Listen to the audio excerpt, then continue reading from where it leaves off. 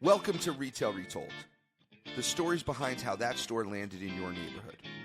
I'm Chris Ressa, in conversation with the people and stories shaping retail and real estate. Brought to you by DLC.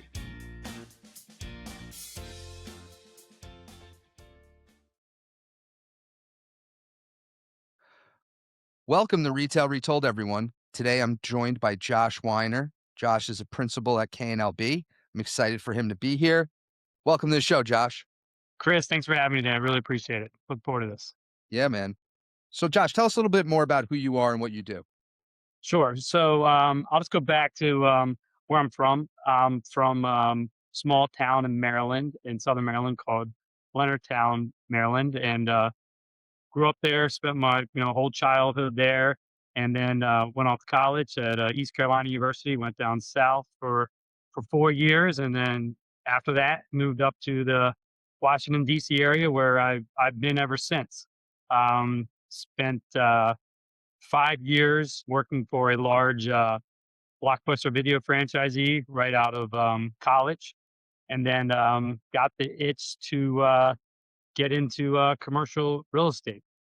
And one of the reasons I wanted to always get into it was my grandfather was a developer where I grew up. He was a lawyer and a judge, but he also did all kinds of real estate development. It was office, a retail, a hotel. He owned restaurants. He was in the slot machine business also when that was legal the first time around, and saw how he was able to take care of our family and the life he lived, and it was something I wanted to do. But little did I know that it wasn't going to be real estate development; it was going to be real estate brokerage that I got into. So April 2007, I probably not the best timing on my part, decided I wanted to start looking around, see if there's any companies that are looking for, startup, junior agent. Found one via Craigslist, which I appreciate them bringing me on. That was Thur and Associates, who Sherry Thur has an office in Florida and also in the DC market. So she took me on. I didn't know much and also did not know what was going to happen with the economy. So it was very hard in the beginning. I wrote about this on my LinkedIn stories. Didn't think I was going to make it through it in the beginning. Stuck with it. Was there for 3 years and 9 months, and then moved on to a another opportunity, another company called Renault Consulting, which was building up its presence in the market. And there for 3 years and 9 months, coincidentally, and then I got a call from the company I'm with now, KLNB. And they said they want to talk to me, and I knew a lot about them. I wanted to work for them when I started the business, but they didn't have an opportunity. And met with the principals there and learned a lot about them, which I didn't know. Company's been around for over 50 years.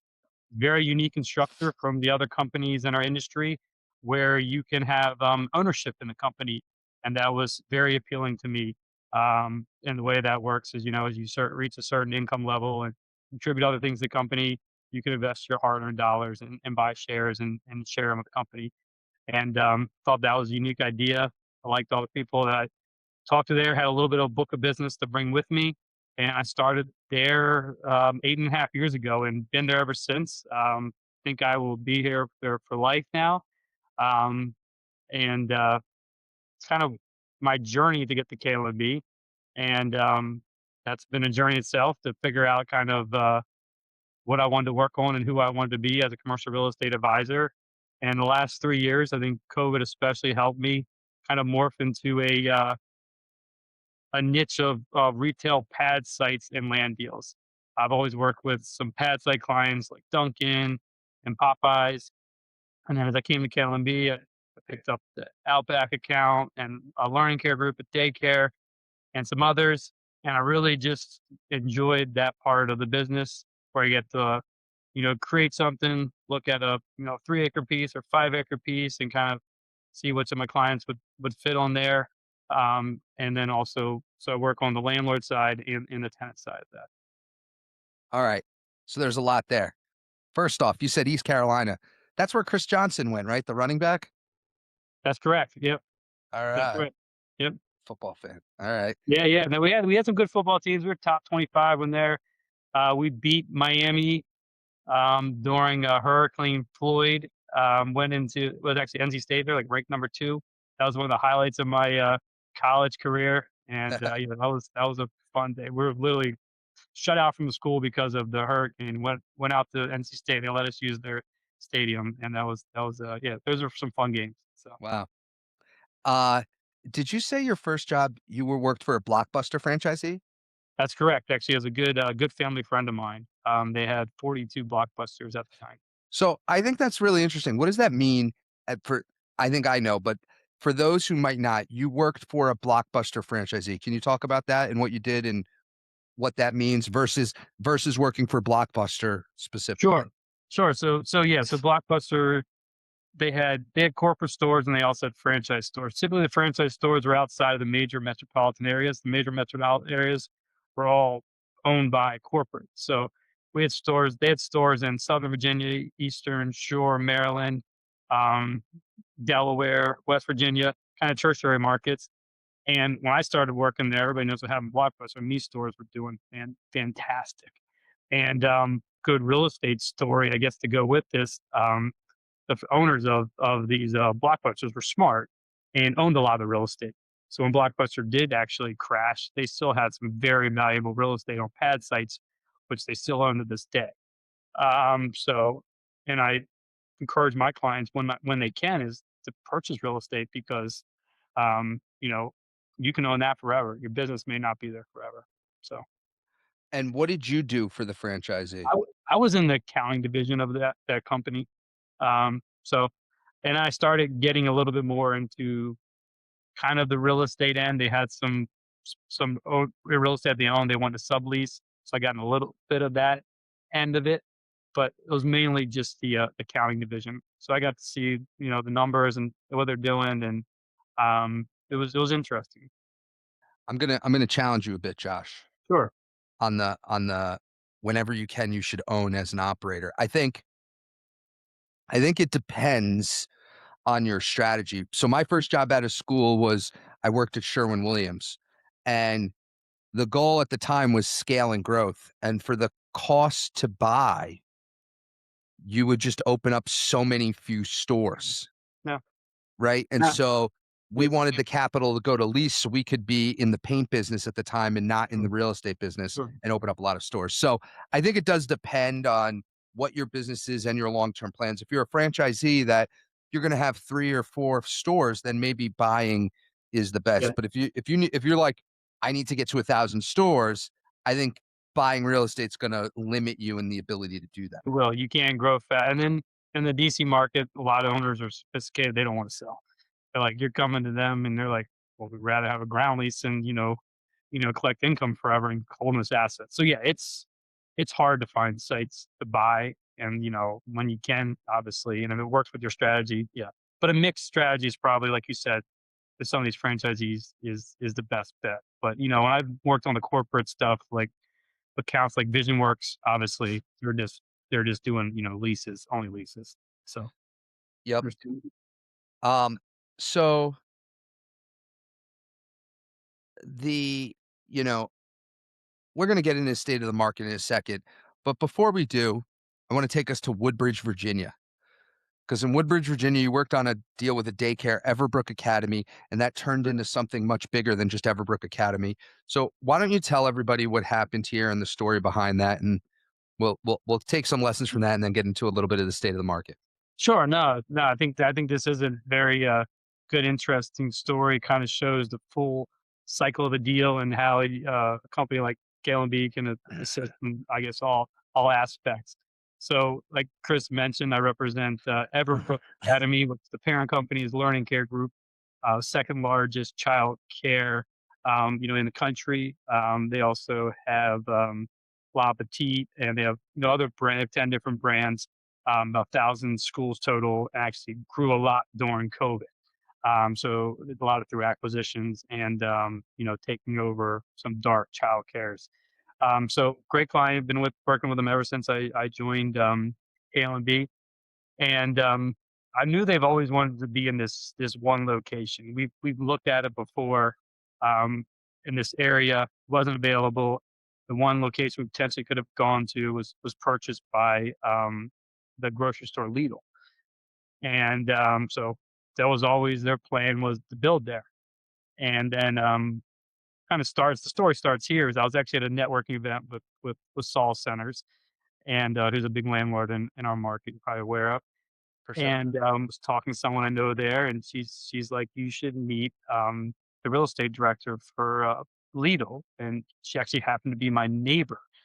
And I didn't know that, and didn't know she was at Lidl. I just moved to this neighborhood, and so got her contact with me, sat down for coffee with her, and this was before anybody knew. Everybody knows now Lidl, who's in the business, knows Lidl's done a lot of dispositions. They bought a lot of property and have disposed of a lot of it. And I just sat down, talked to her, and she's like, yeah, do you have anybody who's looking for property in these three markets? And I was like, I heard the one, I was like, yes, like we want to be there. Like I know we want to be there. And I'm like, but I bet we can't afford the price because, we're it's a daycare development, right? And these are a lot to build and, we can only pay a certain amount. So I call, we have a developer, preferred developer we work with Everbrook. And I called him up, told him about the opportunity. He said, I like it, Josh. He's like, and how much land is there? It says about 3 acres. And he said, well, perfect. We'll just put another pad there on there. So um, How kind of many acres did they need? they only need about acre and 3/4, And and but and for everybody there, because I'm in development, this is a common developer challenge, which is yeah, there's only so much access to land that could be sold to you. And so when you find the right location but not the right size, you sometimes have to try to make it work. And sometimes the parcel might be too big for you, which might price you out. And the answer to that is, well, can I subsidize my cost by actually adding another use to the property? If you're a developer, another tenant to the property. And um, that's what Everbrook meant. yeah, that's exactly what it was. So I talked to the developer, and we of course got an LOI out right away on it, and we'll figure it out, right?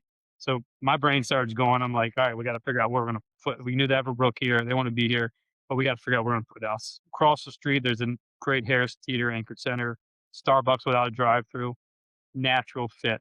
Starbucks wants drive-throughs if they can get them, even they have to move across the street. So they were in. Of course, as Chris knows, it wasn't just like they were in. It was a long negotiation, but we got it done.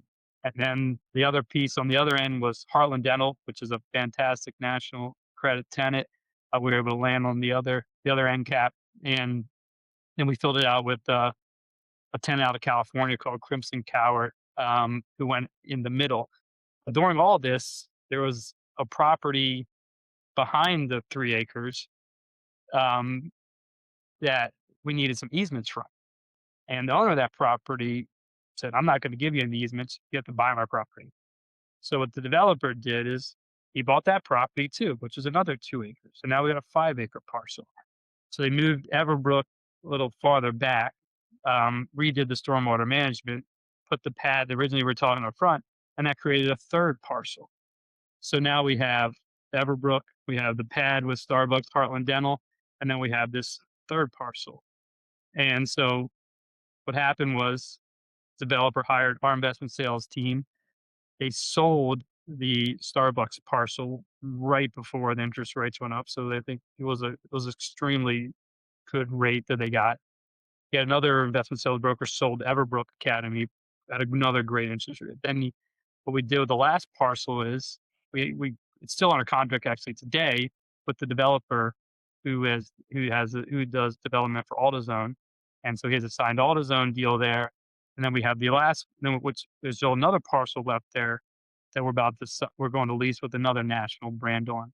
So I say my full life cycle is we went from land purchase to lease to investment sale, income producing property, and then bonus, I guess, we got another piece of land to sell. So this one idea, this one meeting I had with this legal representative led to all this, and that's kind of what I talk to a lot of people about, and young people in the business is just build relationships because you don't know where these relationships could lead to. and it's been you know, great situation for everybody involved.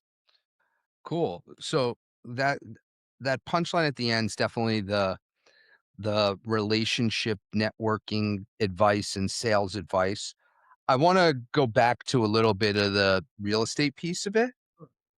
So first off, you said you needed an easement. Why couldn't the site plan have been drawn to not require an easement? So for those who don't know, an easement means this person, this owner of the parcel behind them would they needed an easement. They needed to be able to use their property probably to access There's an yeah, exactly. There's an to, access easement. to Exactly. access the property you were purchasing, the 3 acres you were purchasing. So the engineers couldn't figure out a way for you to access the 3 acres without the easement. And there's also some utility easements also involved too. Oh, So it was a complicated. Luckily, my developer, I mean, he's done probably 500 projects. He's done a lot in his lifetime. So yeah, when he figured it out, he's like, you know, I got to buy this property. We got a decent deal on it, and I think he still made out good because he got the extra pad out of it. But yeah, so and you were started off, you were representing Everbrook, yeah, right? yep, The developer that you're mentioning is not the Everbrook franchisee or owner of Everbrook, someone totally different. yep, exactly. The Okay, and then the next piece of it is you mentioned you were buying a parcel for 3-acre parcel. Then you started to say that you sold off the Starbucks, you sold off the Everbrook, and you had to buy the parcel behind you to AutoZone, and you're selling that off. So somewhere along the line, there had to be a subdivision? Yes, there's three separate lots that they did. Yeah, if you look on the tax records today, you'll see 3 lots, 2 owned by the California buyers that bought the 2 triple net properties, and then 1 that's still owned by the original developer, which he has under contract. So you're exactly right.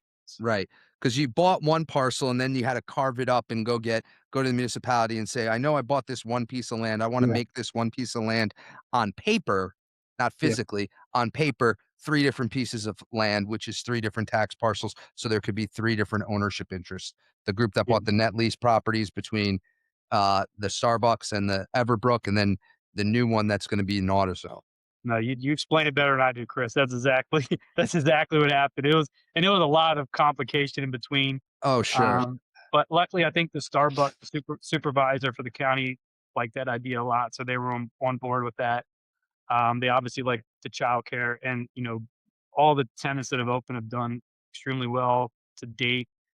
So it's been a great project. I mean, there's a Harris Teeter directly across on Hoadley Road.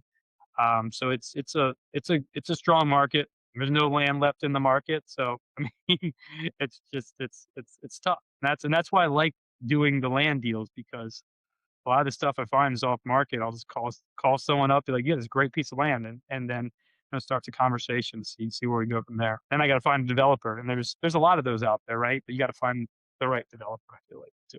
So So, a couple things. Next question I have. One of the deals you did was Starbucks and Heartland Dental in a I guess it's a small multi-tenant building. correct. Yeah, 7,000, about 7,000 square foot strip. Yep. Why did you choose to do that versus pitch a freestanding Starbucks to Starbucks? Um, Great question. He wanted more GLA there, just more valuable for the property. We had an acre we could fit on there. Somehow we made the parking work. So just a higher NOI we got out of that property by having. Sure, you're definitely getting a higher NOI if you could add more GLA, right? You're leasing to multiple tenants. Yeah. But sometimes on the net lease market, the math actually works better to make it a freestanding net lease because the cap rates on like a freestanding true net lease are typically Yeah. lower than a multi-tenanted building. So that's why I was curious. Yeah. I didn't realize it was 7,000 feet. That's a Yeah. big enough getting the NOI of all 7,000. That's probably big enough It that would have been. I think it would probably still have went in our favor to do that, but we got a good rent from Heartland too. It wasn't obviously Starbucks, but then cap drive through. yeah, But I mean, we fit it all on an acre, which is kind of amazing. So yeah, that's tight for sure. yeah. Well, cool. And well, that's the when you And the last thing, so you were working with Everbrook Academy and you submitted an LOI, right?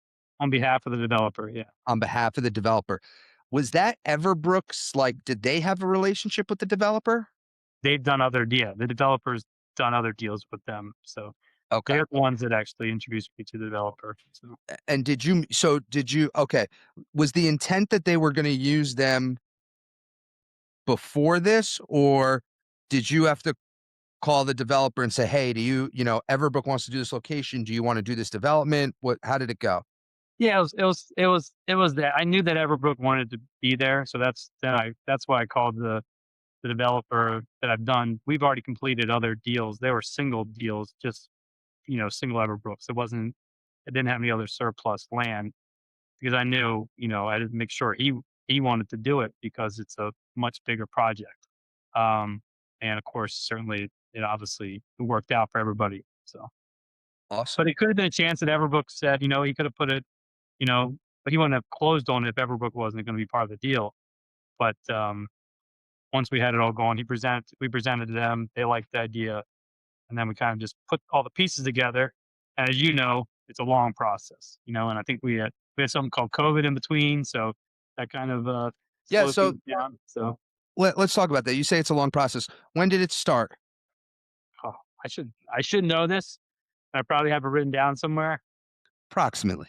I probably wrote in LinkedIn, honestly, Chris. If I look back, I bet it was probably a good. We're now with 2023, so before COVID, because I think so probably in 2019, somewhere in that range. And yeah, And here we are, and it's not fully complete. He still has a sale. The auto's on the go, and so real estate development, everyone, is not for the faint of heart.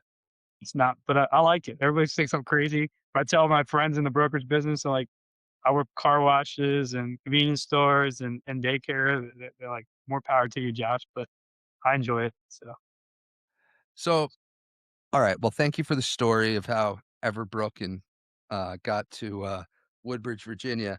But let's move for a minute. Let's talk about you're in an interesting space, which the outparcel world, as I'll call it, sure. and I think it's interesting because there was this craze across the country in your Mhm. space post COVID. Yeah. I mean, you went on social media and you saw QSR brands were like building 3-story drive-through Yeah. renderings for things where like the drive-throughs underneath the store, Yeah. and it just got wild. That and the competitive landscape for these out parcels. If you had an out parcel in America, there was some tenant of interest, and it's still pretty hot. It is. But coming out of COVID, it was insane, Yeah. right? If you had an out parcel, there was a tenant of interest. Multiple tenants. Yeah, And you look at like the car wash craze, where and I do represent one in this market, flagship. And same thing, multiple LOIs, we're competing. And then, with Sheets, convenience store I represent, same thing, if less it's, there's always competition on out parcels. Even if you think you have an off market deal, half you the don't. time someone else shows up at the door, because everybody's looking at the same thing. It might not be on CoStar, but you can look on Land Vision, see there's, land not developed, and someone else could submit. Sometimes you might sneak one out that gets by someone.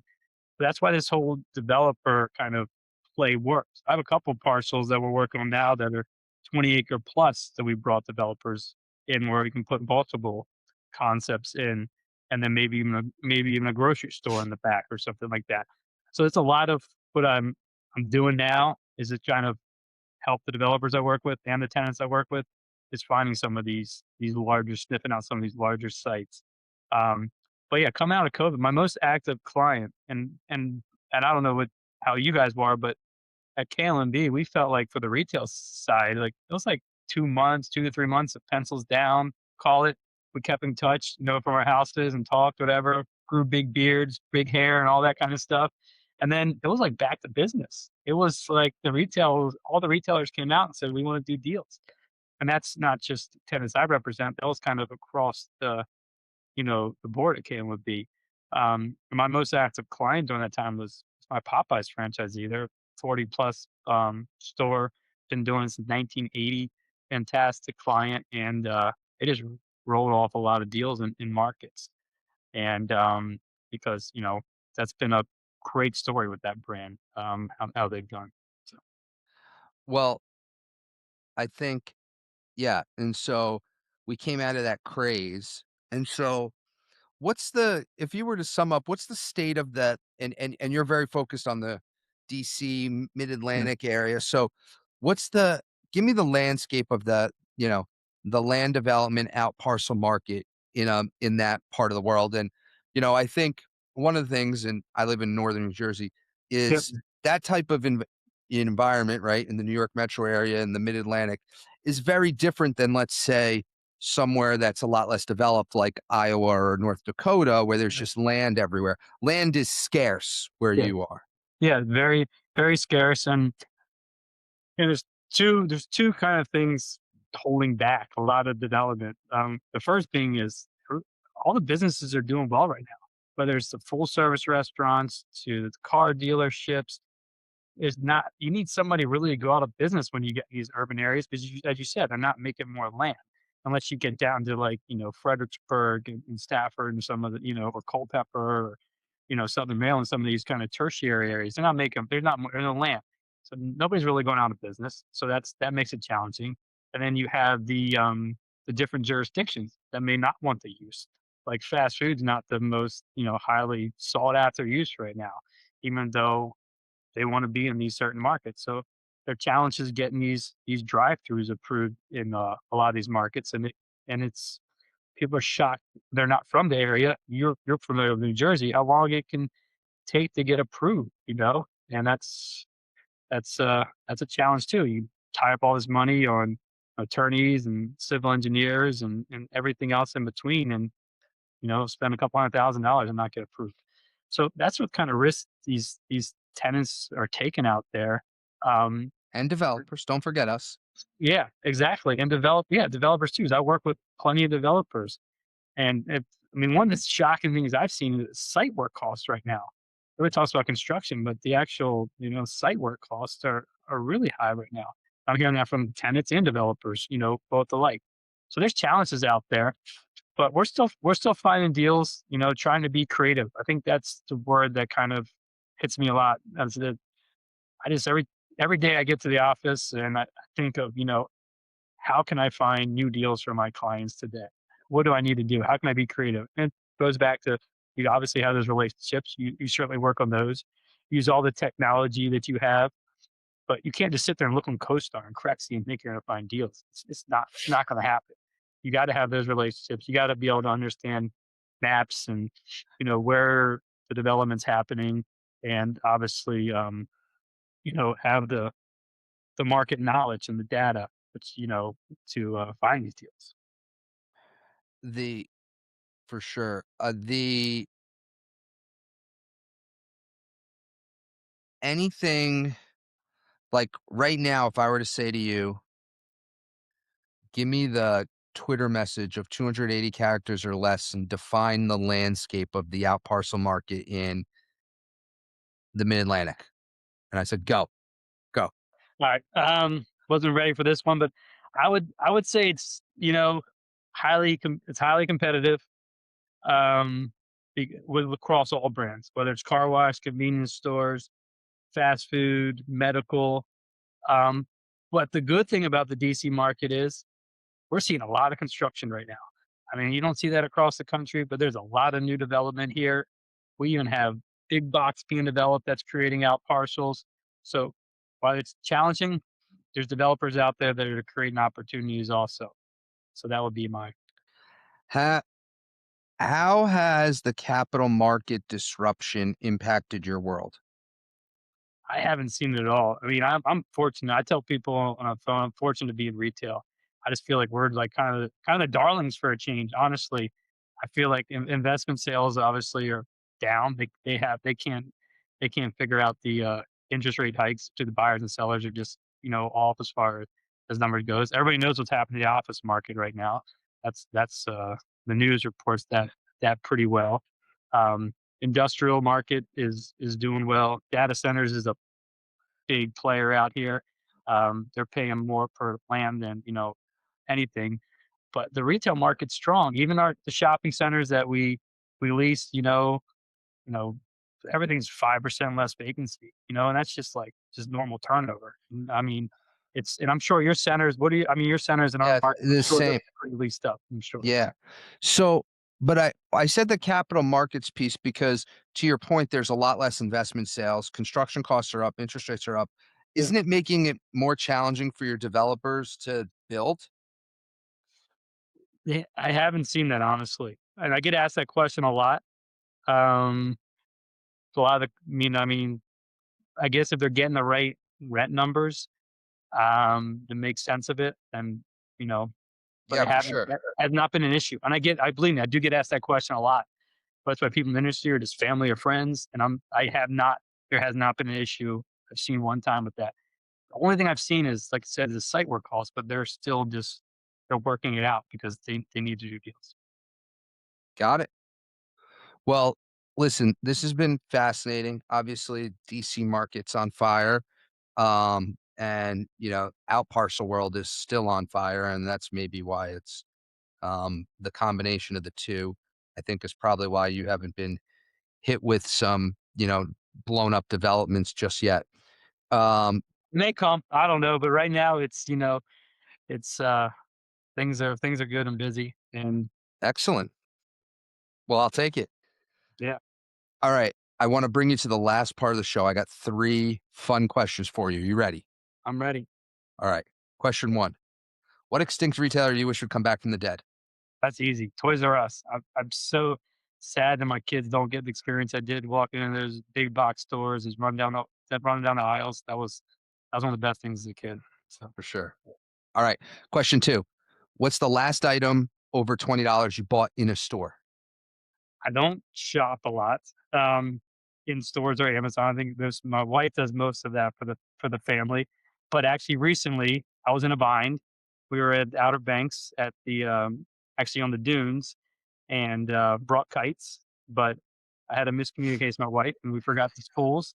So I ran across the street to Kitty Hawk Kites and bought 3 spools, and I think they were probably about $20, maybe a tad over, a tad less. But ran back across in the dunes, and my kids flew kites, and everybody was happy. So Got it.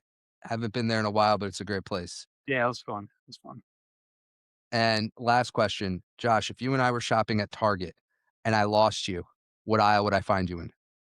If I was with my kids, probably easy answer would be toy aisle. Kid, because that's probably who I'd be at Target with. Otherwise, I probably wouldn't be there. So I'd probably be, with them looking at the toys. So Got it. Well, Josh, this has been great. I really appreciate the time. Thanks so much for telling your story. thanks, man. Appreciate you having me, Chris. I really enjoyed the time with you.